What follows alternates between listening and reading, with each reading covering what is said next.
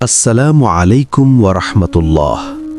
আমরা সবাই জানি জান্নাত এমন এক স্থান যেখানে রয়েছে অফুরন্ত নেয়ামত। কিন্তু আপনি কি জানেন জান্নাতের কিছু নদী এই পৃথিবীতেও প্রবাহিত হচ্ছে? হ্যাঁ, মহানবী সাল্লাল্লাহু আলাইহি ওয়াসাল্লাম আমাদের জানিয়েছেন এমন 4টি নদীর কথা, যেগুলোর উৎস জান্নাতে, কিন্তু সেগুলো দুনিয়াতেও বহমান। চলুন আজ জানি সেই বিস্ময়কর 4টি নদী সম্পর্কে সহিহ হাদিসের আলোকে। ফোরাত নদী। ফোরাত নদী বা ইউফ্রেটিয়াস রিভার 2800 কিলোমিটার দীর্ঘ এই নদীটি তুর্কি, সিরিয়া ও ইরাকের ওপর দিয়ে বয়ে গেছে।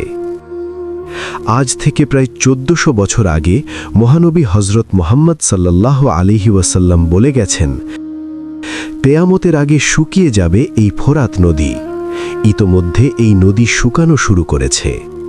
আবু হুরায়রা রাদিয়াল্লাহু থেকে বর্ণিত, রাসূলুল্লাহ সাল্লাল্লাহু আলাইহি ওয়াসাল্লাম বলেছেন, ততক্ষণ পর্যন্ত কিয়ামত সংঘটিত হবে না যতক্ষণ না ফোরাত নদী শুকিয়ে যায় এবং তার মাঝ থেকে একটি স্বর্ণের পাহাড় উন্মোচন হয়। মানুষ এই স্বর্ণের জন্য যুদ্ধ করবে এবং প্রত্যেক 100 জনের মাঝে 99 জনই মারা যাবে এবং তারা প্রত্যেকেই ভাববে, হয়তো আমি সেই বেঁচে যাওয়া একজন। সহিহ মুসলিম হাদিস 2894। নীল নদ। নীল নদের উৎস ছিল এক মহারহস্য।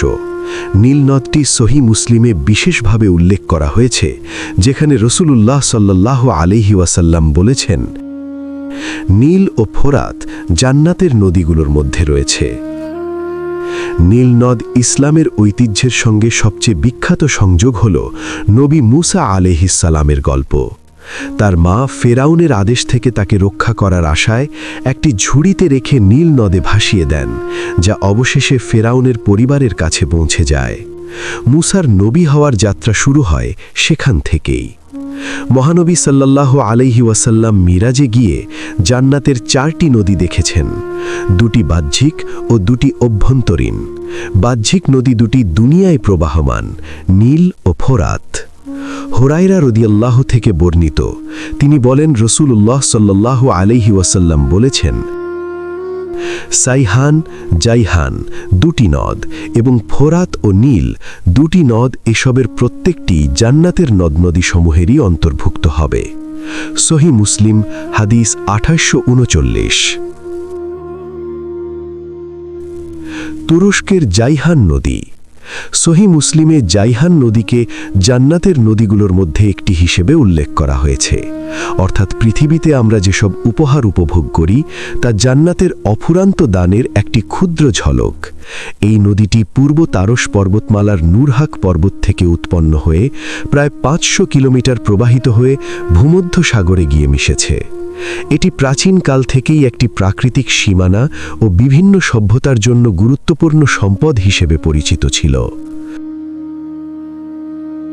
তুরস্কের সাইহান নদী, যেটিকে সেরাস বা সারাস নামেও জানা যায়, সিলিসিয়া অঞ্চলের দীর্ঘতম নদী এটি, যা প্রায় 560 কিলোমিটার প্রবাহিত হয়ে ভূমধ্য সাগরে মিশেছে।